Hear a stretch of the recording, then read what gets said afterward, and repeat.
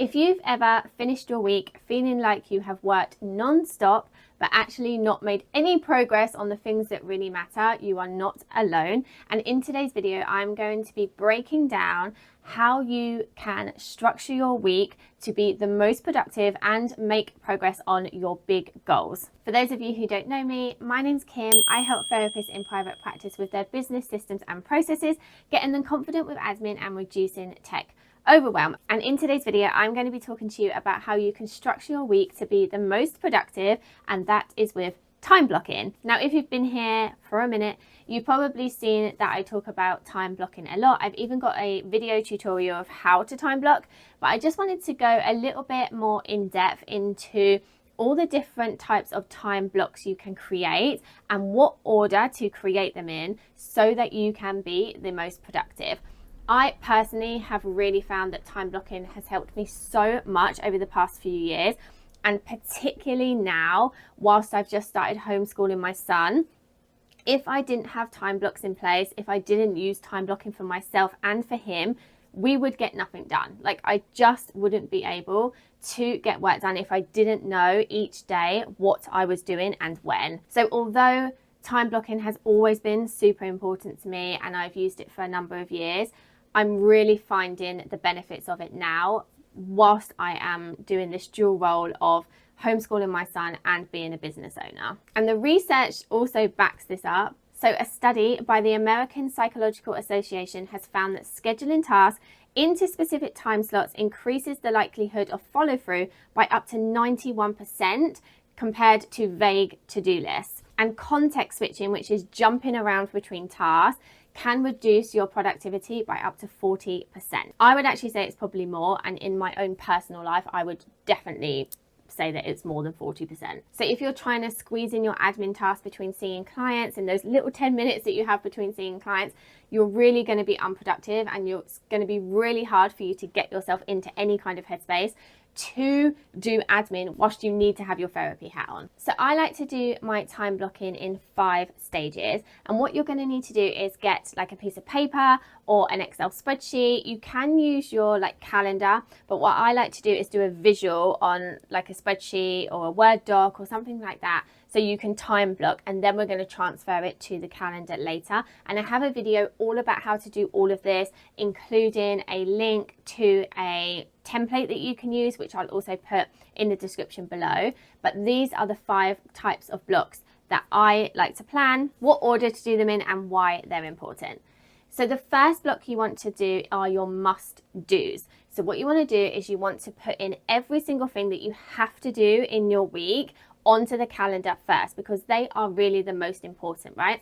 Whether they are things to do with childcare, other caring responsibilities, things that you've paid for, like for example, if you've got a gym class that you go to, or some kind of CPD, if you have supervision, anything that is a must do, that's non-negotiable, and you absolutely must get to those things, goes on the template first. So you want to get all of that stuff on, block that all out so you can see what availability you have around your must-dos. Sometimes we forget to put these things on our calendar because they're just, well, I have to do them every day, like school runs and things like that. But if you don't block them in, what tends to happen is you'll over plan the other things that you need to do for the day, forgetting that you also need time to collect your child from school because that isn't blocked onto your calendar. The next block that you want to schedule in is your core work. So this is anything that you get paid for. So if you're a therapist, this is going to be the times that you see your clients. It could be any kind of groups you run. So anything that you are paid for, your core work, you want to get that onto the calendar. So again, this is important. This is the stuff that you're actually paid for. This is the revenue that you're earning. So those need to go onto your template and into your calendar next. The third block are your buffer blocks.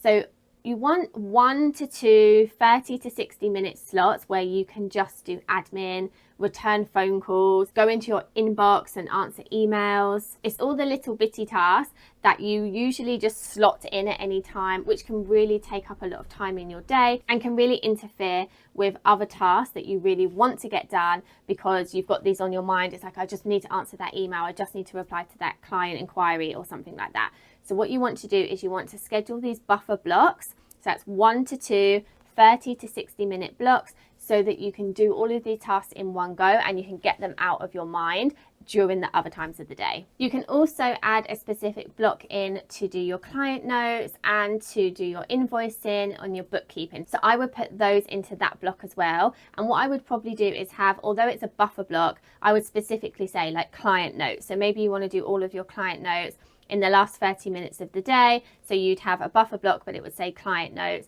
And then maybe you do your invoicing once a week on a Monday morning. So you'd have like invoicing clients, whether that takes you half an hour or an hour or whatever. So you want to put those kind of tasks into a buffer block, but you want to specify what you're going to do during that time. If you can schedule in these buffer blocks, it's going to also prevent things from spilling over into the evening and the weekends because you've made dedicated time in order to do these itty bitty admin tasks. Okay, the next block is your strategic block. So this is where you are moving the needle. So if you have goals that you're working towards, big projects, if you are starting something new, like a group practice, maybe you are wanting to get more clients into your practice, so you have a goal of increasing, the clients that you see. This is where all of that work comes in. So for your strategic blocks, realistically, you're going to have to look at your time blocking calendar and see where you have space for this.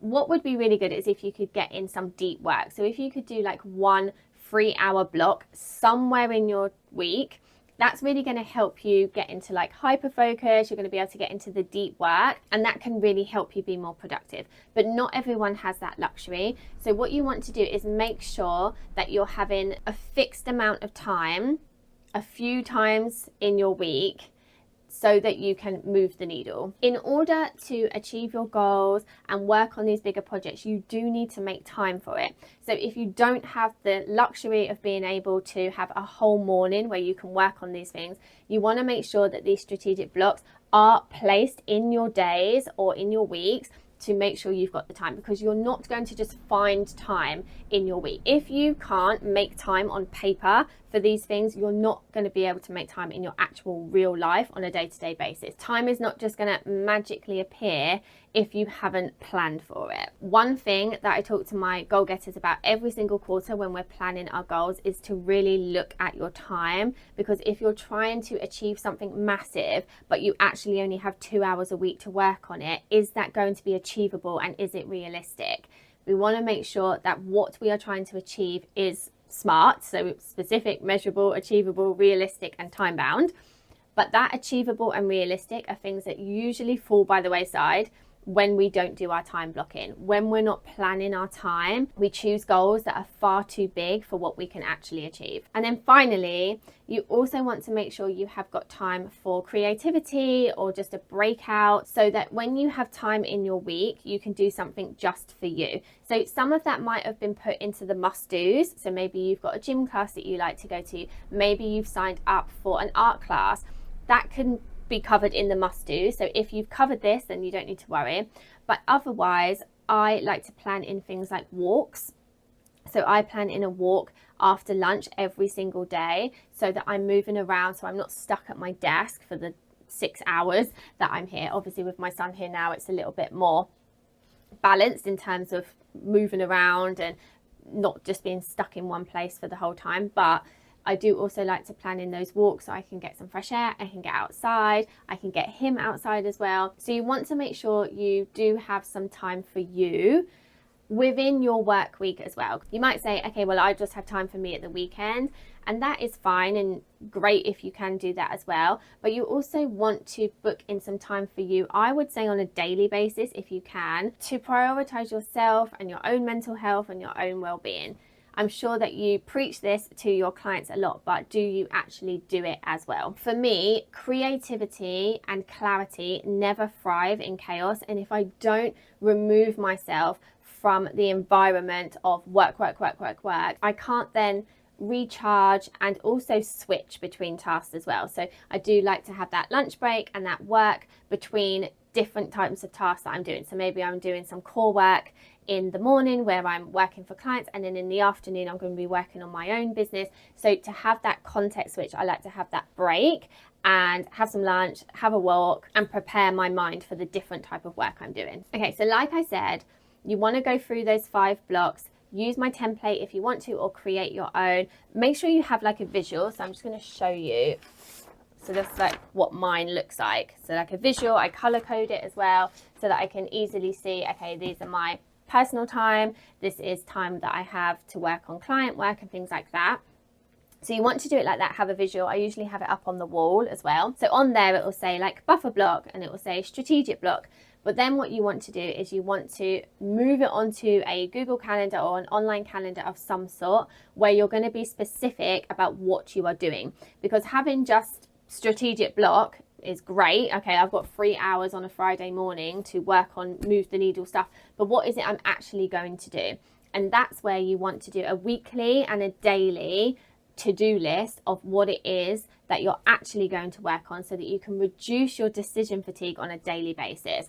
So what I like to do is I like to put my action steps of what I want to achieve that week, and then I plan it in and plot it onto my Google Calendar and say, right, on Monday I'm going to work on 1, 2, 3. On Tuesday I'm going to work on 1 because I've only got 30 minutes to do it. And then on a Friday morning I'm going to bang, bang, bang, bang, bang of all the stuff I'm going to do. So step 1 is actually doing the time blocking and putting those blocks on paper. And then step 2 is deciding what you're going to do in those blocks on a weekly and a daily basis.